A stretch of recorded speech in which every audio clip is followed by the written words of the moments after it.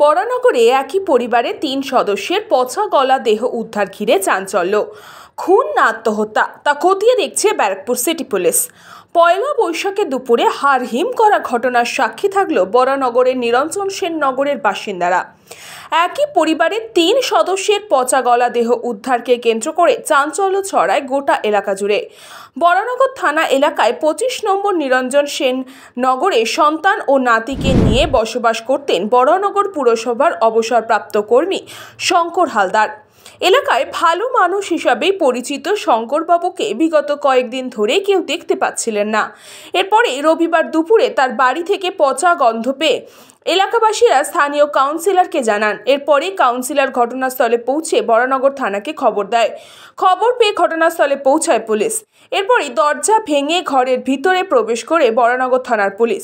ঘরের ভিতরে প্রবেশ করতে শিউরে ওঠেন তারা। ঘরের মেঝেতেই পড়ে থাকতে দেখা যায় ক্ষত বিক্ষত দুটি দেহ। আর পাশের ঘর থেকে শঙ্করবাবুর রক্তাক্ত দেহ উদ্ধার হয়। পরবর্তীতে পুলিশ জানতে পারে মেঝেতে পড়ে থাকা দেহ দুটো শঙ্করবাবুর ছেলে অভিজিৎ হালদার তার নাতি বর্ণ হালদারের।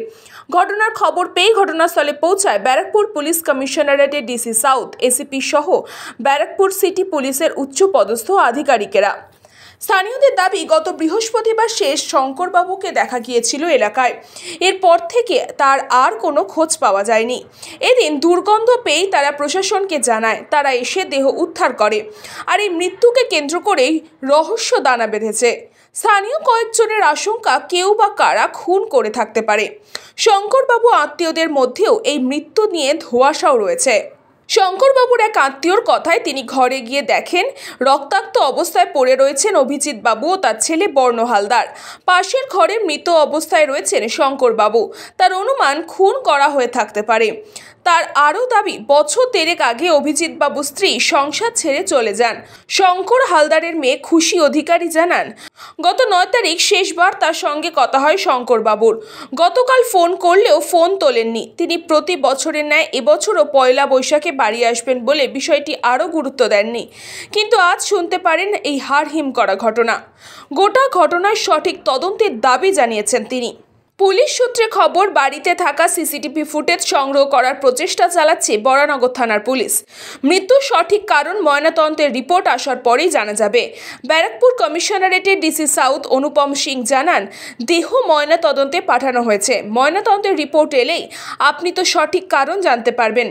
তবে অজ্ঞান করে এই খুন বলেই জানিয়েছেন তারা। আমার পিসা শ্বশুর হয়, পিসামশাই মানে পিসা শ্বশুর হয়। হ্যাঁ, দেখলেন? আমি বেশি দেখিনি। ওই যে নাতি সে পড়েছিল রাত, মানে বাইরেরও ছিল, সেটুকুই আমি দেখেছি। দেহ আমি সেরকম না, পুরো রক্তে ভাসা ছিল। আর আমি দেখলাম হাতে এরকম কাটা কাটা রয়েছে, রক্ত মানে জমাট বেঁধে গেছে, এটুকুই দেখেছি। কি মনে হচ্ছে এখন তো বোঝা মুশকিল, কারণ ওদের তো শত্রুতা কেউ ছিল না যে মার্ডার করার মতন। এখন কি হয়েছে তো আমরা নিজেরাই ভাবতে পারছি না কি হয়েছে। হ্যাঁ, সেটা একটা ফ্রাস্ট্রেশনে ছিল ওরা। একটা মানে ছেলেটাকে নিয়ে ওরা একটুখানি চিন্তাতেই থাকতো যে ছেলেকে রেখে চলে গেছে, এত বড় হয়ে গেছে। সেটা একটা ফ্রাস্ট্রেশন ছিল, কিন্তু এমনিতে অশান্তি ওদের মধ্যে কোনো, মানে নিজস্ব ভেতরে কোনো অশান্তি ছিল না। পিসামশাই তাও মনে হয় 80, প্রায় 90 না না 70-এর বেশি, কারণ আমার পিসা আমার 75-এর বেশি হবে।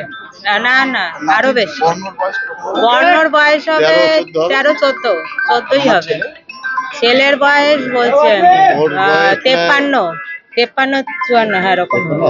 হ্যাঁ, অবস্থা আছে, প্রচুর রক্ত আছে আর সব অলরেডি ডেড আছে। মনে হচ্ছে 1-2 দিন আগে, কিন্তু কনফার্ম পিএম এর পরে আমরা বলতে পারবো কি কতদিন আগে ডেথ। ভারী কোনো জিনিস দিয়ে কি মারা হয়েছে? এক্সটার্নাল কোনো ইনজুরি, কি type injury?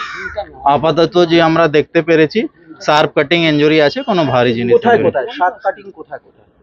Generally hand and neck, গার্দন এন্ড মাথায় আপাতত কোনো ইনজুরি ডিটেলস পেলাম। আচ্ছা, 3 জনের বডি কি উপর নিচে বাড়ির ঘরে বেজেতে পড়েছে?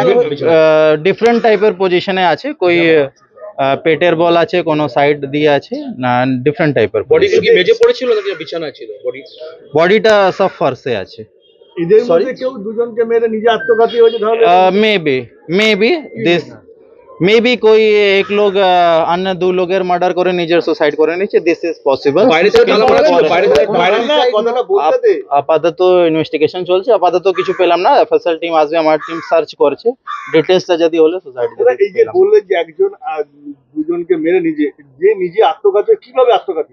দুজনকে কুপিয়ে ধরুন মারলো, প্রাথমিক যেটা মনে হয় নানা রকম আছে, নিজের হাত কাটতে পারে, অনেক রকম ইনজুরি হতে পারে। ওটা পিএম এর পরে ডিটেইলসটা বলবো। কোনো স্ট্র্যাঙ্গুলেশন নো, আপাতত আমরা বলতে পারবো না, কেন কি বডিটা তো 1-2 দিন পুরানো আছে। মার্কসটা আমরা এজ এ বলতে পারবো না, কিন্তু পিএম পরে ডিটেইলস পাওয়া যায়। হ্যাঙ্গিং হয়ে যাওয়ার জন্য নো, এটা কি হুঁশ অবস্থায় ছিল না বেহুশ অবস্থায় ঘটনা ঘটতে পারে?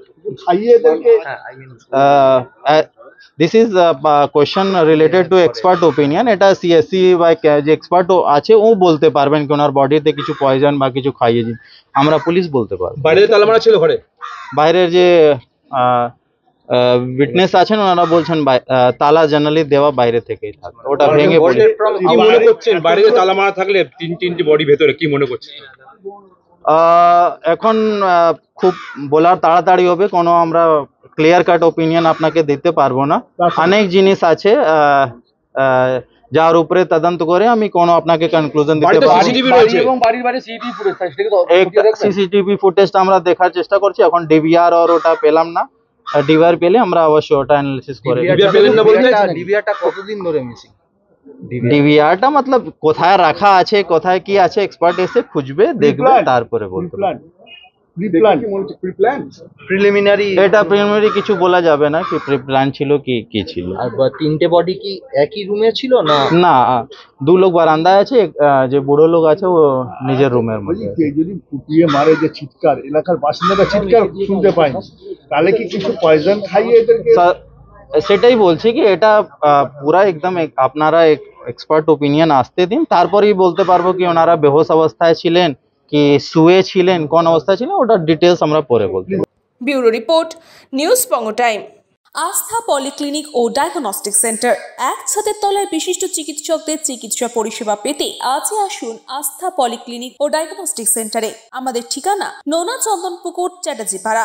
আমাদের যোগাযোগ নম্বর 7003758330।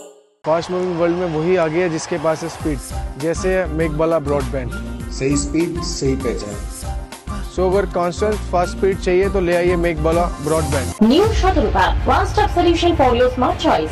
এখানে সকল প্রকার ব্র্যান্ডেড কোম্পানির TV, fridge, mobile, computer, laptop, sound system এবং মোবাইল ও কম্পিউটার অ্যাক্সেসরিজ সঠিক মূল্যে বিক্রয় করা হয়। প্রতিটি কেনাকাটায় আকর্ষণীয় ছাড় এবং নিশ্চিত উপহার। ঠিকানা ইন্দ্রলোক, সোদপুর, কলকাতা 110 এবং Murakacha, Sodepur, Kolkata 111। Animesh Suzuki, BT road, Agarpara. Motorcycle মানে সুজুকি। মোটরসাইকেল সেল এবং সার্ভিস করানো হয় অত্যাধুনিক যন্ত্রের মাধ্যমে। এখানে অত্যাধুনিক মডেলের বিভিন্ন গাড়ি পাওয়া যায়। পাবেন Suzuki Hayabusa, Suzuki Gixxer, Suzuki Bergman, Suzuki access 125 এবং সাথে সার্ভিস সেন্টারের সমস্ত সুবিধা। আমাদের শাখা আগরপাড়া, ব্যারাকপুর ভিআইপি তে। সকলকে সাদর আমন্ত্রণ। ওম সাই ব্যাংকুয়েট অ্যান্ড গেস্ট হাউস। আপনার পরিবারের যে কোনো সামাজিক অনুষ্ঠানের জন্য আসুন ওম সাই ব্যাংকুয়েট অ্যান্ড গেস্ট হাউসে। এই অঞ্চলের সবচেয়ে বড় সেরা ব্যাংকুয়েট। সিজন টাইমের ভিড় এড়াতে এখনই বুকিং করুন। আমাদের ঠিকানা ডাক্তার গোপাল চ্যাটার্জি রোড, সোদপুর, গির্জা। আমাদের যোগাযোগ নম্বর 9051714263।